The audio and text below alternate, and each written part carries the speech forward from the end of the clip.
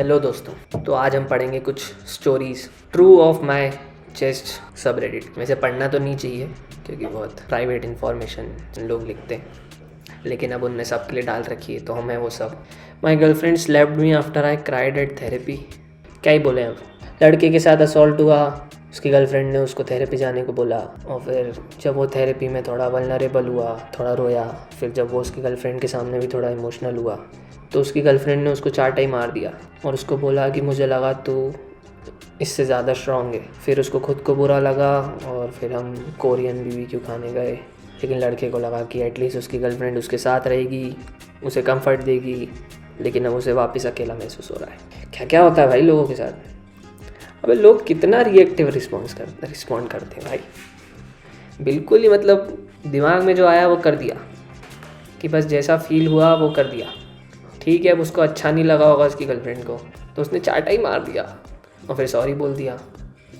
क्या करते हैं भाई लोग। She is not, she has toxic believes that being strong is same as not showing emotions, she needs therapy. सही बात है भाई। थेरेपी लेने की ज़रूरत उसको है, उसके अजीब बिलीफ है।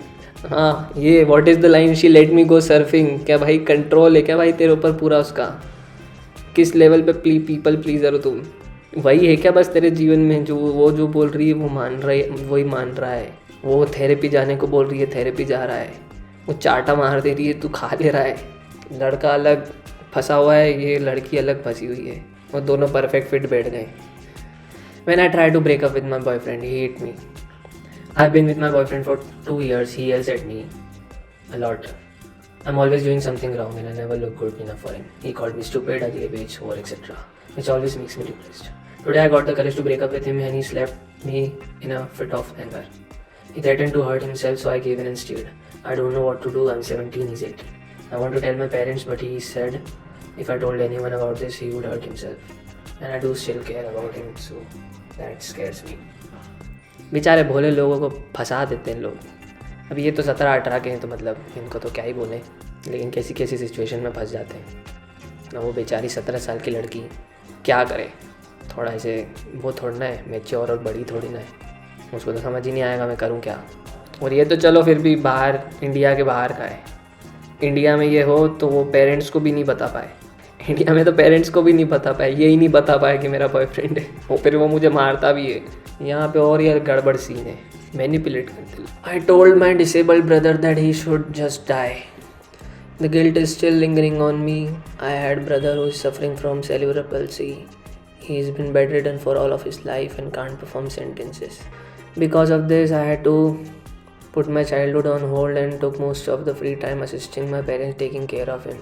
Got to a point where I was exhausted when I wanted to bond outside with my cousins in a party, but as my mother said in last minute, I need to take care of my brother because she needs to bond with her relatives and friends. I looked at my brother and just ranted him about him. And the worst is, I wish you would just die right now. I don't love my life because of you. I said it in all front of face, knowing he can't talk back to me. And after a week or two, he died. Bye. The last thing I ever said to him is wishing he would die. It's now over 5 years, and after his death, the guilt is creeping inside me. I truly loved him, I really do. My emotions were just all over the place. I don't know when the guilt will ever go. भाई जो लोग नहीं हो ना ऐसी situation में, grateful होना चाहिए भाई। मैं जब ऐसे सुनता हूँ ना, छोटे छोटे बच्चों को इतना ये सब करना पड़ता है, मैं ग्रेटफुल होता हूँ भाई। मुझे अपनी प्रॉब्लम्स छोटी लगने लगती है कि इसके सामने तो क्या ही है, कि एक बचपन में एक पूरा मतलब एक तुम्हारा बचपन तुमने जिया ही नहीं है और तुम्हारे एक भाई की मदद करने में गई है पूरे जीवन। अब वो तो मतलब अब अपने हाथ में नहीं है, लेकिन फिर भी तुमने नॉर्मल जीवन भी जिया है तो भाई ग्रेटफुल होना चाहिए, भले कितना भी जिया हो। I am so sorry your parents are that in this situation. अगर इसके अंदर कोई समझदार है, होना चाहिए था, तो वो उसके पेरेंट्स होने चाहिए थे, कि मतलब इतनी छोटी सी बच्ची के ऊपर हमें ज़्यादा वो नहीं देना चाहिए। आई am so sorry. Please get therapy and talk about it. I care about you. Your parents were wrong in the situation, not you and your brother. They were lazy adults and neglected you. 100%. हाँ मतलब इसके parents तो एक तरीके से इसका use कर रहे थे। क्या क्या करते हैं भाई। My husband's default is to disagree with me. My husband makes me defend almost every thought, opinion, choice, and I don't know why he does it. What made him start? Over the last year, when I bring it up, sometimes he says he doesn't realize he's doing it. Other times he said it's curiosity, and coming from the place of concern, it just makes me feel like I have to defend every choice, opinion, statement to make. हाँ भाई, मतलब अगर चलो तुम्हें नहीं पता चल रहा है कि तुम डिफेंड कर रहे हो, और अगर लेकिन सामने वाला इंसान तुमको अवेयर करा रहा है कि भाई ये ज़्यादा हो रहा है, फिर भी तुम उसको एक्नॉलेज नहीं कर रहे हो, तुम तो बिल्कुल ही अनअवेयर हुए, बिल्कुल ही डम हो गए। यहाँ तो तुम्हें फ़र्क नहीं पड़ता सामने वाले इंसान से कि वो क्या बोल रहा है, मुझे फ़र्क नहीं पड़ता, मैं तो बोलूँगा जो मुझे बोलना है, मैं तो करूँगा जो मुझे करना है। यहाँ तो तुम बहाना बना रहे हो कि मुझे नहीं पता चलता। ये तो सीधा सीधा दिखाता है कि फ़र्क ही नहीं पड़ता उसको। तो बड़ी बड़ी पोस्ट एक थी, having surgery as a 32-year female with 2 kids, a relationship of 6 years that won't marry me. क्या करते भाई लोग? वो 32 साल की है, उसके 2 बच्चे हैं उसके बॉयफ्रेंड के साथ जो 6 साल से रिलेशनशिप में, लेकिन वो शादी नहीं कर रहा क्योंकि वो अच्छे पैसे नहीं कमाता, और ये बहुत ही ज़्यादा एंशियस है और इसकी सर्जरी होने वाली है, लेकिन उसको पार्टी करनी है। और ये जब उसको बोलती है कि उसको बहुत चिंता है सर्जरी के टाइम कोई गड़बड़ हो जाए, लेकिन ये वो बोल देता है कि कुछ नहीं होगा, ज़्यादा चिंता मत करो। आ कैसे जाते लोग ऐसी सिचुएशन में? कब रुकना है, कब क्या करना है, बेचारे फंस जाते हैं, न बोल पाते हैं, न कुछ कर पाते हैं। You wanna get married to an irresponsible 30-year-something old man who would rather party than take care of you 2 weeks. हाँ भाई, मतलब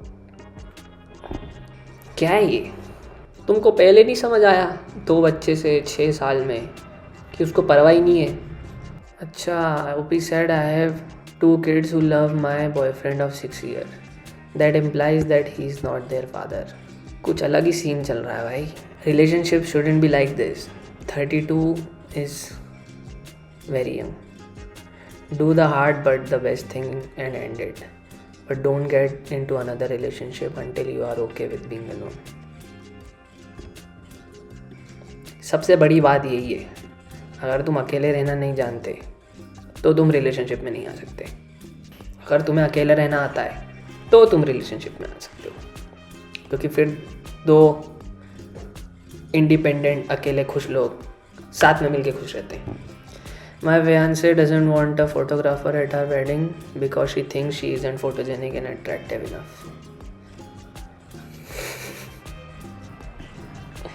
अबे भाई यार, मेरे को हंसी आ रही है। लड़के को शादी में फ़ोटो खिंचवाने, लेकिन लड़की की सेल्फ इस्टीम इश्यूज़ के कारण उसको फ़ोटोग्राफ़र हायर नहीं करना है, क्योंकि उसको लगता है कि वो फ़ोटोज़ में अच्छी नहीं दिखती है, क्योंकि बचपन में उसके साथ बुलिंग हुई थी और उसे अपनी बॉडी को लेकर बहुत वो इश्यूज़ हैं।